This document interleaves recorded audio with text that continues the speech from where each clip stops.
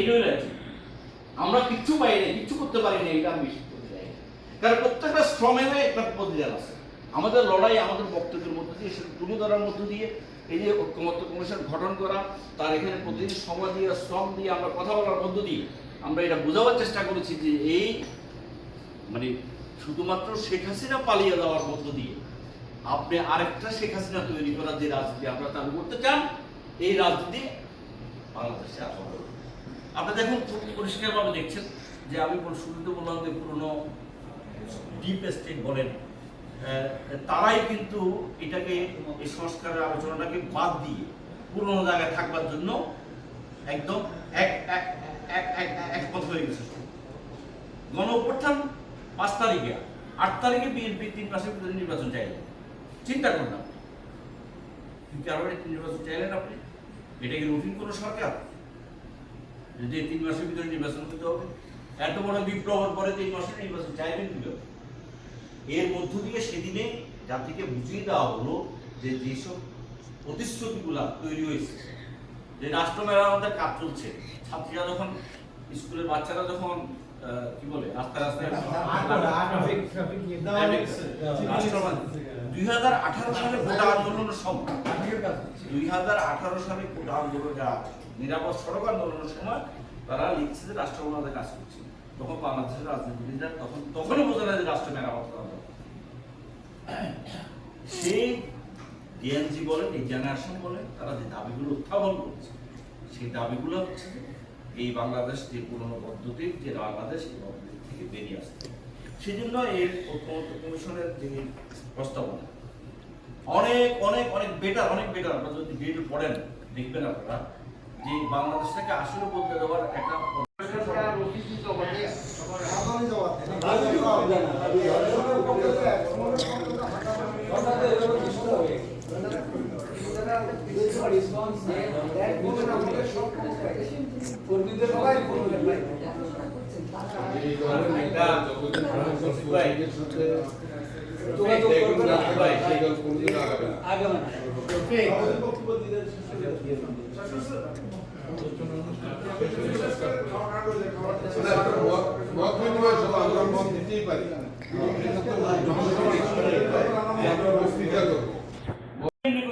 বলছি আমরা যেটা মনে মনে চিন্তা করতে পারেন। এর মধ্য দিয়ে মানে ওই রাজনৈতিক শক্তি যে প্রতিনিধিত্ব যারা করছে, তারা কি দৃষ্টিভঙ্গি পোষণ করেন রাষ্ট্রকে নিয়ে, রাষ্ট্রযন্ত্রকে নিয়ে, সেটা আমরা তার বক্তব্যের মধ্যে দিয়ে প্রমাণ করছি। এবার আর 6 মাস হয়ে গেল, এখন পর্যন্ত রাষ্ট্র কাঠামো সংস্কারের একটি পদক্ষেপ নেওয়া হবে। অথচ জুলাই অভ্যুত্থানের সবচেয়ে জরুরি দাবি ছিল বৈষম্য বিরোধী রাষ্ট্র কাঠামো তৈরি করবার জন্য যে সংস্কারগুলো করা দরকার সেগুলো করা।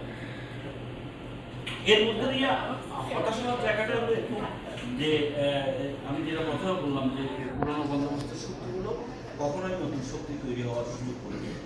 আর যে প্রত্যাশার জায়গাটা আমাদের তৈরি হয়েছে, ডিএনজি বলেন, গণ অভ্যুত্থান যে নেতৃত্ব বলেন, সেই নেতৃত্বের পেছনে অনেক ডিপ স্টেট কাজ করেছে। সেই নেতৃত্বকে কলুষিত করবার জন্য, সেই নেতৃত্বকে তার পথ হারাবার জন্য অনেক শক্তি সেখানে কাজ করেছে। কাজ করে তাদেরকে এমন একটা জায়গায় পৌঁছে দিল যে প্রত্যাশা তাদের উপরে দাঁড়িয়ে জাতি দাঁড়ালো, যে সম্ভাবনা দাঁড়ালো, সেই সম্ভাবনাটা তারা আজকে অর্জন করতে চাইলেন। কিন্তু আমরা সকলে মিলে বলতে চাইলাম, বাবা 5 বছর পরে সেটা অর্জন করে 10 বছরের জন্য আমরা নাহিদকে বাংলাদেশের প্রধানমন্ত্রী হিসেবে দেখতে চাইলাম আগামী 10 বছর পরে। কিন্তু তারা আজকেই সেটা অর্জন করতে চাইলেন। সে ভুল পথে যাওয়ার মধ্য দিয়ে যে সম্ভাবনাটা সেটা ক্ষতিগ্রস্ত। কিন্তু এর অর্থ এই নয় যে নাহিদ, হাসনাত অথবা কেউ তারা ভুল পথে চলে গেছে অথবা গণ অভ্যুত্থানের চেতনার সাথে তারা সংহতি রক্ষা করতে পারে নাই। আপনি এটাকে গণমুখী সংবিধান কিভাবে, এটাকে জনগণের সংবিধান কিভাবে, সেই জন্য আসনমাত্র সিরাজুর রহমান 72 সালের সংবিধান প্রণয়ন কমিটি গঠন হওয়ার আগেই তারা বলছে যে এই গণমুখী সংবিধান তৈরি করবো, যেন উপনিবেশিক শাসন ক্ষমতা বদলাতে হবে, নতুন একটি রাষ্ট্রযন্ত্র তৈরি করতে হবে। সে লম্বা ইতিহাস।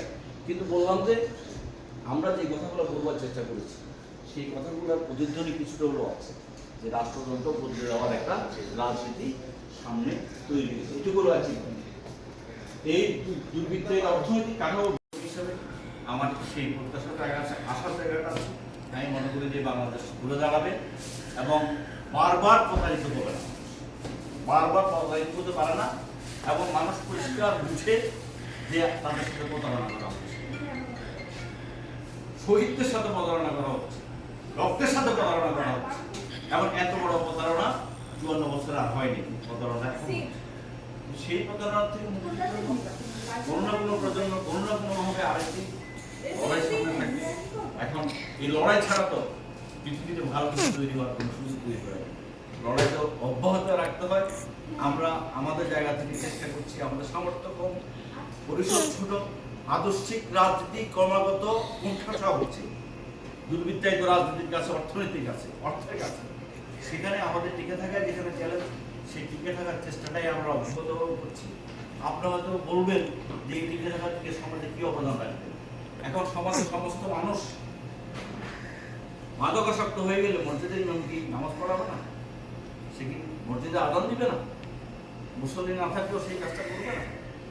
আমরা মনে করছি আমাদের চেষ্টার জায়গাটা আমরা অব্যাহত রাখি, এবং এই জায়গাটা যদি ছেড়ে দিই, আমরা যদি এই কাজটাই না করি, তাহলে আর আসার জায়গাটা কোথায় দাঁড়াবে? আমরা যে আলোচনা বা সমালোচনার জায়গাগুলো তৈরি করে কোথায় বলবো, কার কাছে নিয়ে যাবো, কোন জায়গায় সেই প্রত্যাশার জায়গাটা রাখছি। আমরা মনে করি একটা গণ অভ্যুত্থান শুধু একটা নিজের পরিবর্তন করা, একটা গণ অভ্যুত্থান অনেক ব্যাপক, সেই জায়গা নিয়ে আমরা কাজ করছি। আরেকটি কথা বলি আপনাদেরকে, আমরা সিরাজুল আলম খানের শনিবার তার কাজ নিয়ে আমরা অনেক কাজ করি। আমরা তার অংশীদারিত্ব গণতন্ত্রের কথা আমরা শুনেছি, বলেছি।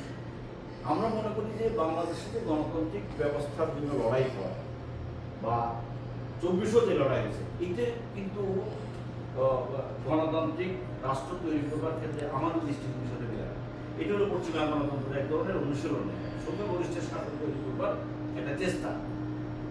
কিন্তু বাংলাদেশের রাজনীতির 54 বছর বোঝা গেছে যে সংখ্যাগরিষ্ঠের গণতন্ত্র বা সংখ্যাগরিষ্ঠের শাসন দিয়ে বাংলাদেশের গণতন্ত্র হয়।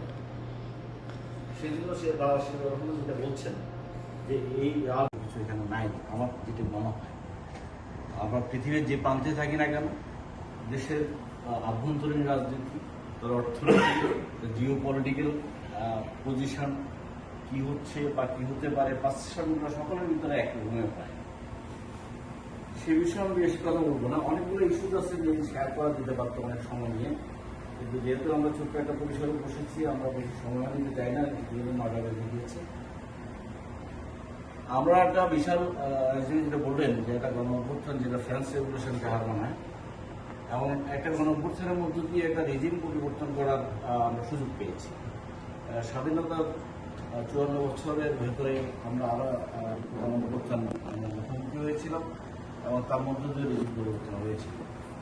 কিন্তু এই গণ অভ্যুত্থানের একটা বৈশিষ্ট্য ছিল যে রেজিমের সাথে যে স্ট্রাকচারাল যে পরিবর্তনের যে দাবির কৃতজ্ঞতা এবং ধন্যবাদ জ্ঞাপন করছি।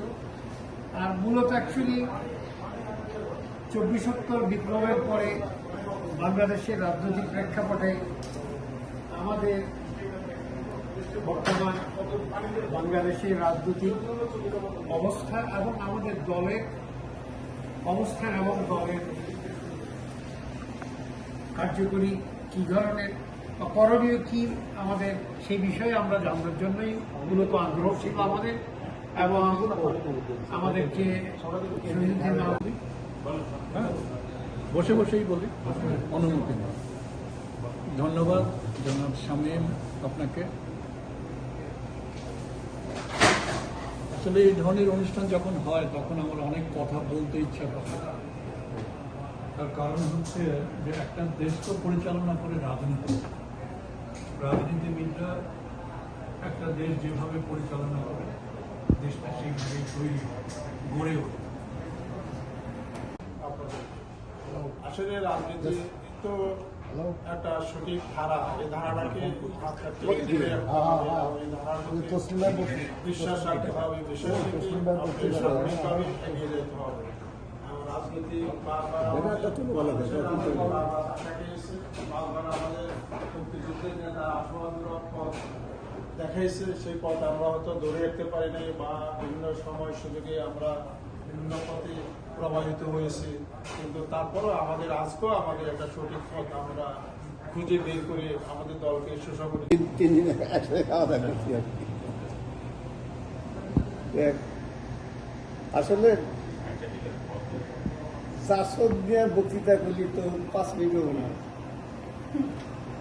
জাসদ একটা বই, জাসদ একটা ইতিহাস, জাসদ একটা সংগ্রাম, জাসদ একটা বিজয়ী দল।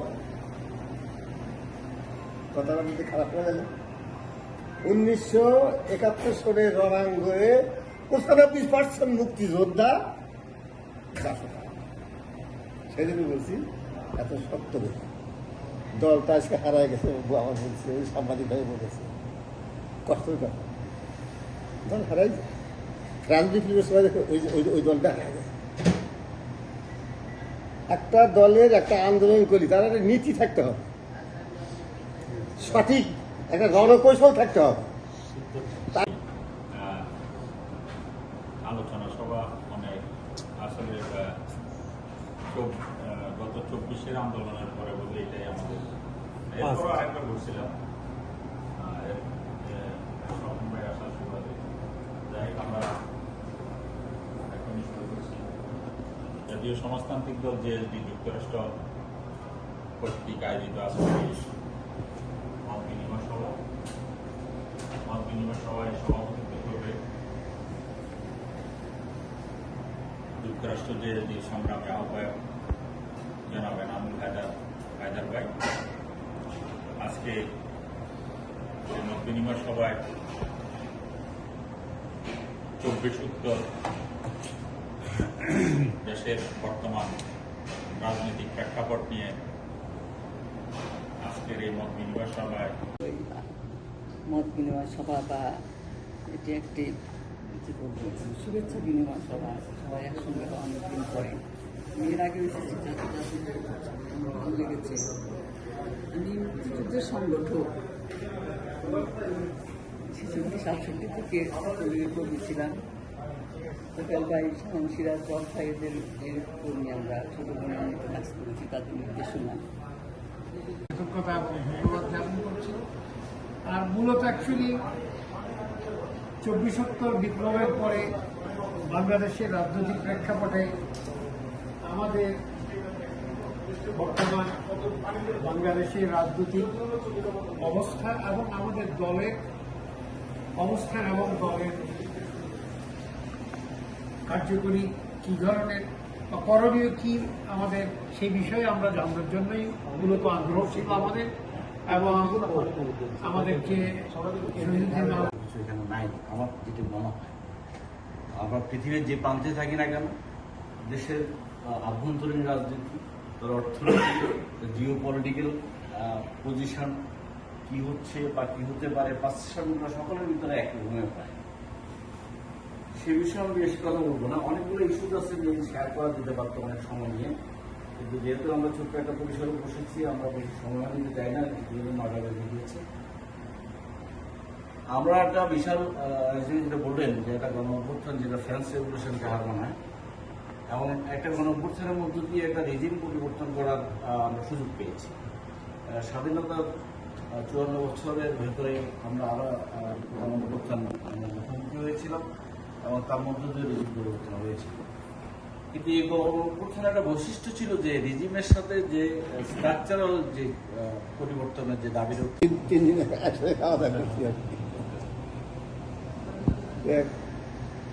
আসলে 400 দিনের বক্তৃতা করলি তো 5 মিনিটও না। জাসদ একটা বই, জাসদ একটা ইতিহাস, জাসদ একটা সংগ্রাম, জাসদ একটা বিজয়ী দল। কথাটা বলতে খারাপ হয়ে গেল। 1971 সালে রণাঙ্গনে 95% মুক্তিযোদ্ধা জাসদ। সেদিনই বলছি এত শক্ত কথা। দলটা আজকে হারায় গেছে, আমার বলছে, ওই সাংবাদিক ভাই বলেছে, কষ্টের কথা। দল হারাই যায়। রাজনীতি ফিল্মের সময় দেখো ওই দলটা হারায় গেছে। একটা দলের একটা আন্দোলন করি, তার একটা নীতি থাকতে হবে, সঠিক একটা রণকৌশল থাকতে হবে। আসলে রাজনীতি তো একটা সঠিক ধারা, এই ধারাটাকে হাত কাটতে ধরে রাখতে হবে এবং এই ধারাটাকে বিশ্বাস রাখতে হবে, বিশ্বাস রেখে আপনাকে সার্বিকভাবে এগিয়ে যেতে হবে। রাজনীতি বারবার আমাদের মুক্তিযুদ্ধের নেতা আশীর্বাদ পথ দেখাইছে, সেই পথ আমরা হয়তো ধরে রাখতে পারি নাই বা বিভিন্ন সময় সুযোগে আমরা বিভিন্ন পথে প্রবাহিত হয়েছি, কিন্তু তারপরও আমাদের আজকেও আমাদের একটা সঠিক পথ আমরা খুঁজে বের করে আমাদের দলকে সুসংগঠিত। হ্যাঁ, বসে বসেই বলি, অনুমতি নেই। ধন্যবাদ জনাব শামীম আপনাকে। আসলে এই ধরনের অনুষ্ঠান যখন হয় তখন আমার অনেক কথা বলতে ইচ্ছা করে। তার কারণ হচ্ছে যে একটা দেশ তো পরিচালনা করে রাজনীতিবিদরা একটা দেশ যেভাবে পরিচালনা করে দেশটা সেইভাবে তৈরি গড়ে ওঠে। ওই মত বিনিময় সভা বা এটি একটি কি বলবো শুভেচ্ছা বিনিময় সভা, সবাই একসঙ্গে হওয়া অনেকদিন পরে। এর আগে এসেছি, যাতে আমার ভালো লেগেছে। আমি মুক্তিযুদ্ধের সংগঠক 66-67 থেকে কর্মী ছিলাম। হোটেল ভাই শামীম সিরাজ ভাই এদের কর্মী আমরা ছোট বোনের মতো কাজ করেছি, তাদের নির্দেশনা। আলোচনা সভা অনেক আসলে গত 24-এর আন্দোলনের পরে বলতে এটাই আমাদের। এরপর আরেকবার বলছিলাম স্বপন ভাই আসার সুবাদে, যাই হোক আমরা এখনই শুরু করছি। জাতীয় সমাজতান্ত্রিক দল জেএসডি যুক্তরাষ্ট্র কর্তৃক আয়োজিত আজকে মত বিনিময় সভায় সভাপতিত্ব করবে যুক্তরাষ্ট্র জেএসডি সংগ্রামী আহ্বায়ক জনাব এনামুল হায়দার ভাই। আজকে মত বিনিময় সভায় 24 উত্তর দেশের বর্তমান রাজনৈতিক প্রেক্ষাপট নিয়ে আজকের এই মত বিনিময় সভায়